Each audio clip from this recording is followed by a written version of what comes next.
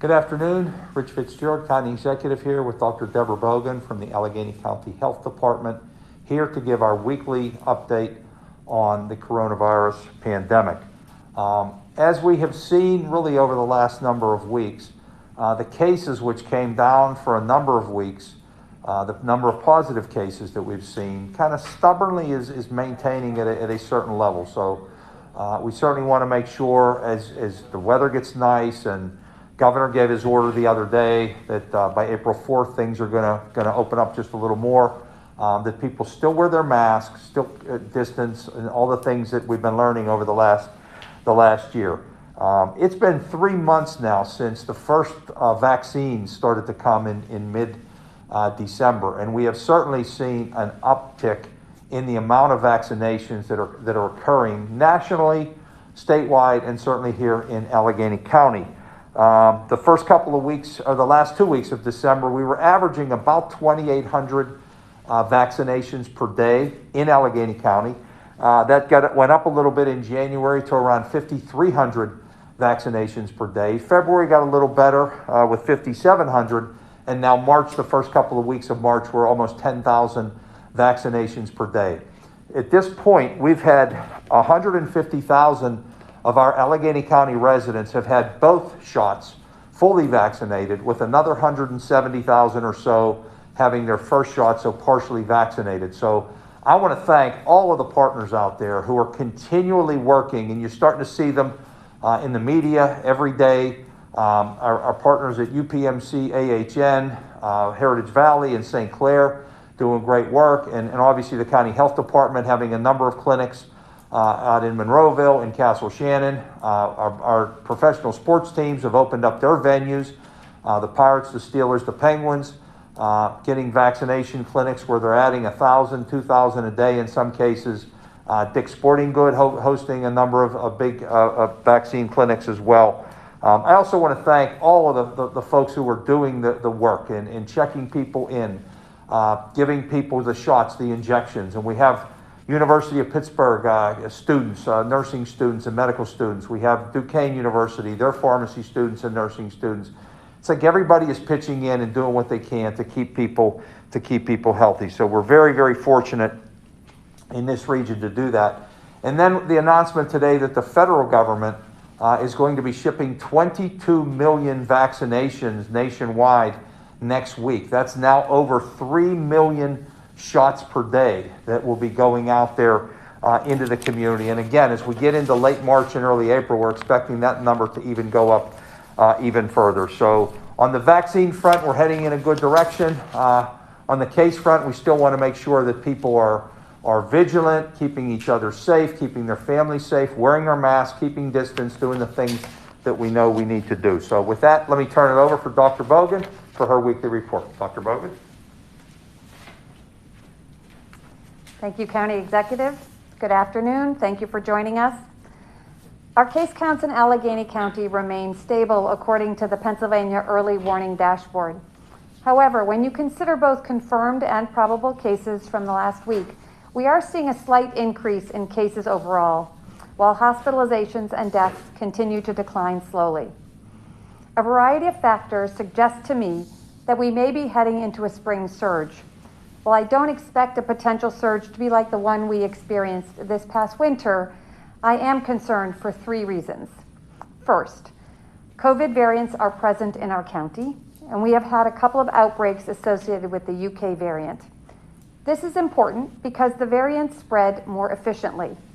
While in the past, one case may have spread the virus to a small number of the close contacts, the variants spread more easily, so one case can spread to a greater number of their close contacts, leading to a greater number of cases connected to a single individual than we've seen in the past. So I want to remind you that COVID-19 symptoms can vary widely, and that up to 40% of people who get the virus have no symptoms, and that increases the risk of spreading the virus unknowingly. Second, cases are reporting attending more group events and activities. Cases attended weddings, funerals, parties, celebrations, sporting events, restaurants, and they've traveled. Third, as we reopen, There will be more opportunity for the virus to spread if people do not continue to wear properly fitting masks, maintain social distancing. For example, our traditional St. Patrick's Day celebrations could contribute to spread. Because about 2/3 of adult residents are not yet vaccinated, including about 50% of those 65 and older, many people in our community remain at risk. So I please ask that everyone remain cautious for another month or two while we get more people vaccinated. About the vaccines. First, the supply of vaccine has stabilized, as our county exec mentioned, and this has resulted in an increase in the rate of vaccination in our community. More than 310,000 Allegheny County residents have received at least their first vaccine. By the end of today, the health department will have administered about 65,000 doses of vaccine to about 41,000 individuals and 35,500 who are county residents.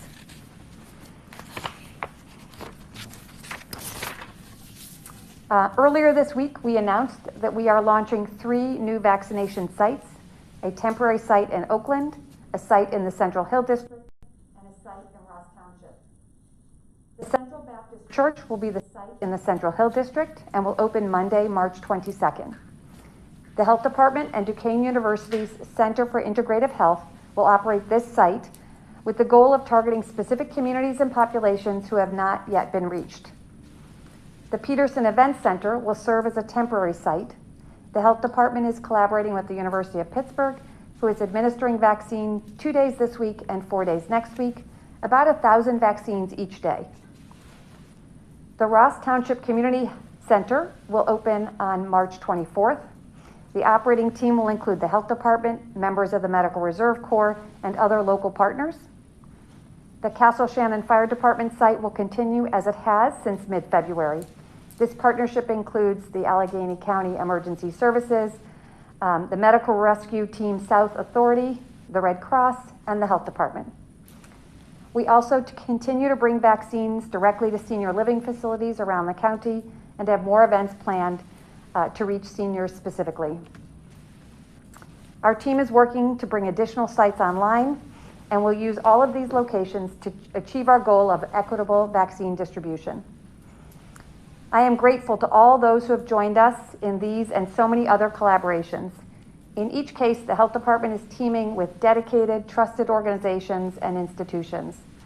Along with all the other vaccine providers in the county, the hospitals, the pharmacies, FQHCs, and others, we're all working to meet the needs of our county. By the end of this week, at least 50% of county residents who are 65 or older will have received at least one vaccine dose. Although we still have work to do in serving this population, these data tell us that it's time to expand our eligibility requirements for vaccination by the Health Department. Starting Friday, March 19th, the Health Department will continue to vaccinate individuals 65 and older and add those ages 50 to 64 who meet the Pennsylvania 1A criteria. Conditions that qualify you for 1A include cancer, chronic kidney disease, COPD, Down syndrome, heart conditions, immunocompromise, obesity, pregnancy, sickle cell disease, type 2 diabetes, and smoking. Today, I have just a few reminders. Please continue to wear your masks, keep your physical distance, and wash your hands to reduce the spread of the virus. I also want to remind people that we are seeing some flu cases, including the additional 2 deaths in the county. We are also getting reports of new cases of norovirus, and hand washing is particularly essential to limit the spread of norovirus. So thank you for your time. Please stay safe and be kind. The first question that we have is from the Pittsburgh Business Times. The Philadelphia Health Commissioner has talked about his concerns about how the state may be moving too fast to remove COVID-19 restrictions. What is your reaction to that? Do you share the same concerns? Would you rule out tougher restrictions in Allegheny County if the cases rise? Well, I think the governor is acting very prudently. If you see what some other states are doing, Texas and Florida and South Dakota come to mind, they've just opened everything up, take off your mask, all these type of restrictions that quite frankly, have kept us safe for the last year. So I think the governor is being very prudent. He's talking about April 4th, so it gives people a little chance to plan. There's a slight opening up of venues, gathering places, indoors and outdoors. Restaurants that follow certain criteria can open up to 50%. The people that self-certify can actually go to 75%. So there has been some increases. As Dr. Bogan said, the hospitalizations and the fatalities, fortunately, have been down. The cases, stubbornly, again, are starting to uptick a little bit. So I think it'll come regarding the data. And hopefully, even in 3 weeks from now, that we have a lot more people vaccinated. We now have fully 15% of our adult population fully vaccinated, and another 17% partially vaccinated, and that's as of today. So that'll certainly increase in a few weeks. So the data will always, and where things are, will certainly make the determination of what Dr. Bogan and her team decide to do when it comes to mitigating strategy. So again, I think the governor's put things in place that are very reasonable, and hopefully, again, people continue to follow the guidelines, get vaccinated when you can, but wear your mask and keep distance. This next question is from the Post-Gazette. Is Allegheny County behind the pace of other counties as far as the number of vaccinated people as a percentage of the eligible population? And if they are, will the clinics recently announced by the county health department and big providers help catch us up? First of all, I actually think we're ahead of most other locations when it comes to percentage and when it comes to the total number of vaccinated. But what the additional clinics and with the additional outreach that Dr. Bogan and her team have been doing, going into facilities, senior high-rises and other locations that might be in areas where they don't have connection to some of the vaccine clinics that we have. It's that outreach that we're all working on. Even this week, when we went into Homewood at the church with AHN and UPMC and Highmark all working together, those are the kind of things that we're going to continue to do to make sure that we are making the outreach. And as Dr. Bogan mentioned, the 3 locations that are being added next week in the Hill District, at the University of Pittsburgh, at the Peterson Center, at the Baptist Church, and out in Ross Township is going to continue to move that in a positive direction. This next question is from WTAE. As we reach more vaccinations and a forthcoming easing of gathering restrictions, can you talk about what contact tracers and case investigators are finding out with new cases? Where are most coming from? Is it restaurants, small gatherings, anything else that you're seeing? I think I mentioned this last week. Really, there's no pattern except that people are out and about more and having more contacts and being at events. So not one particular event, but lots of events. So no specific beyond that. This next question is from KDKA TV. Our sister station in Philadelphia reports that Philadelphia is vaccinating groups 1A and 1B. Is there a reason we're not doing that here, and when do you expect that to begin? So Philadelphia is an independent health department that doesn't fall under the State Department of Health, and so it doesn't really apply here what they're doing. We follow the state guidance, and we are following along with the Pennsylvania Department of Health guidance on who we're vaccinating. This next question is from the Tribune Review. Will the county implement any new strategies to schedule more Phase 1A appointments other than that you've already announced today, in light of state officials setting the goal of March 31st for all of those appointments to be scheduled? Do you think this is a realistic timeline?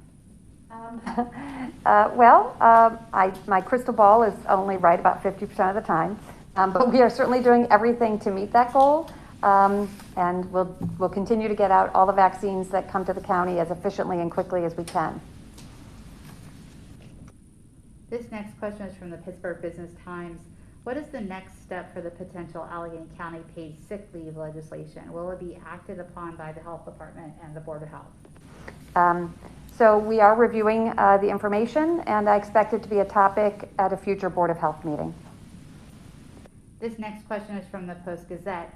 Has the county been given any indication of when providers might be able to start vaccinating Phase 1B? We have not heard anything from the state at this point. And a related question from WTAE. Have you gotten any insights or guidance from the state about how to vaccinate some groups going forward? We've seen 1A expanded for teachers, heard reports of large clinics where not everyone is 65 plus. Do you view the vaccination groupings as disorganized, or would you like to hear more from the state about further clarifying groupings? We're following the guidance that comes out. It's been the same for a long time now, and so we continue to follow those guidance. This next question is from WESA. How many cases of B117 have been confirmed in Allegheny County at this point? I think the number's about 17.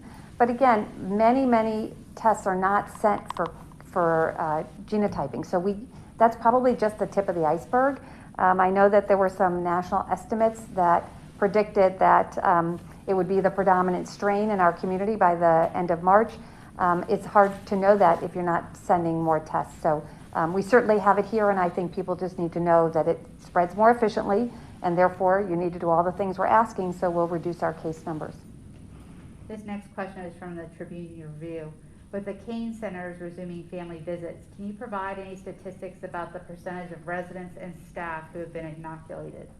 Yeah, the one issue that we're seeing with nursing homes in general, not just the Canes, and certainly it affects the Canes, is that there is a turnover that occurs in nursing homes, and it might be a small percentage, but sometimes when those folks come in, they haven't been vaccinated just yet.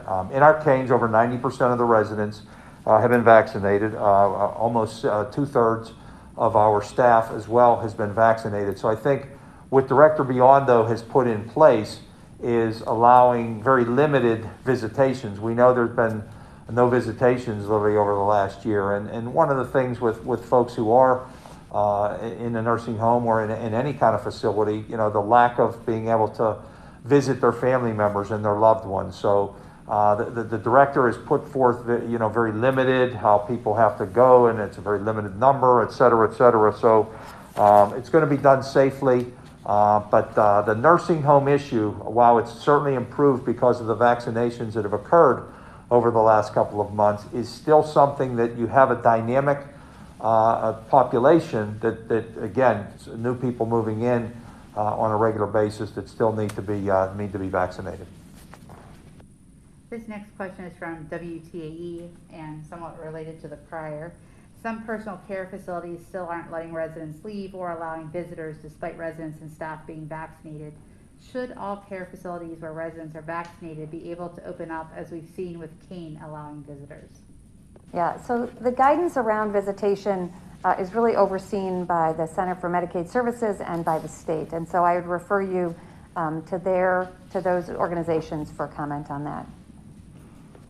This next question is from WESA, and I believe you have touched on it, but are there any updates on plans for mass vaccination clinics in the county?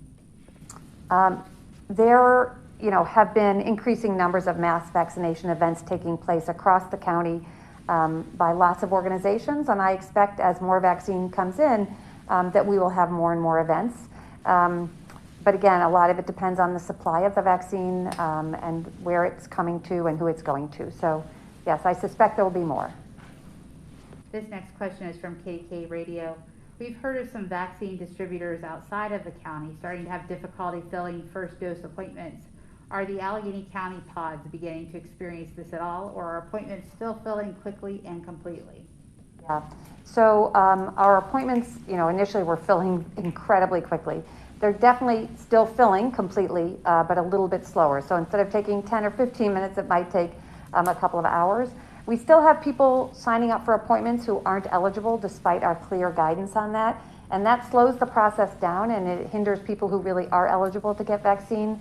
So I just remind people when you do come to our sites for vaccines that we have been really adhering to our guidance. So before it was 65 and above, starting Friday it'll be 65 and above and 50 to 64 with a 1A condition. So it's really important to take your turn and to wait till you're eligible to get a vaccine. This next question is from the Tribune Review.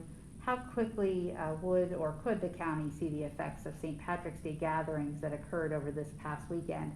Has the health department already identified or heard of any new cases that could have been transmitted at those parties? So usually it's about a week or two after an event before we start seeing a lot of cases coming in.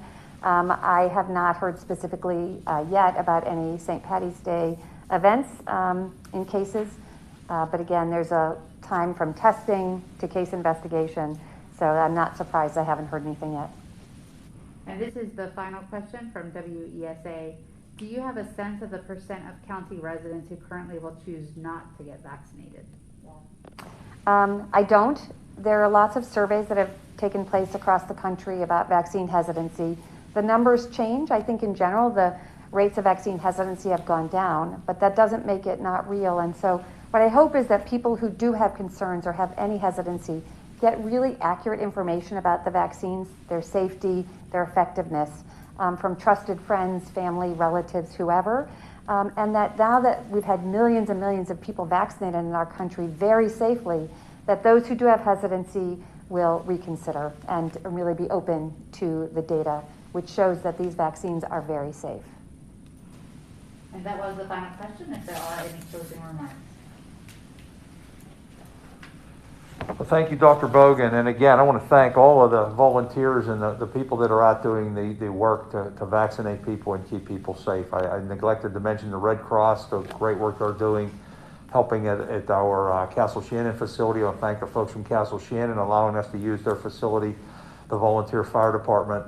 It's happening at Obama Academy with the teachers, and at the AIU over in Homestead, and really throughout this region, people are getting vaccinated, and that's great.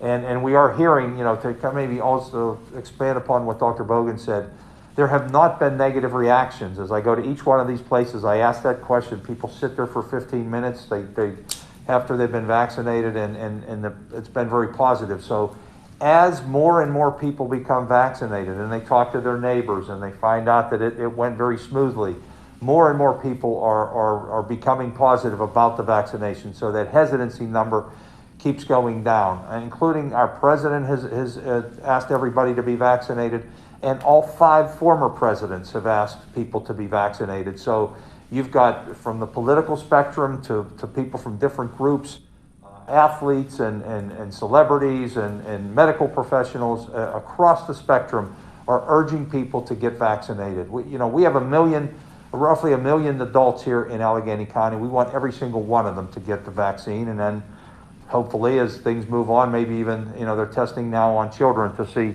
that vaccination. So we want to keep people safe. We want to make sure everybody gets their vaccine, and we're going to do everything we can to get it into people's arms as quickly as we can. So please stay safe, continue to be vigilant, follow the information that Dr. Bogan and her team put out, and let's be safe, and we'll see you next week. Thank you.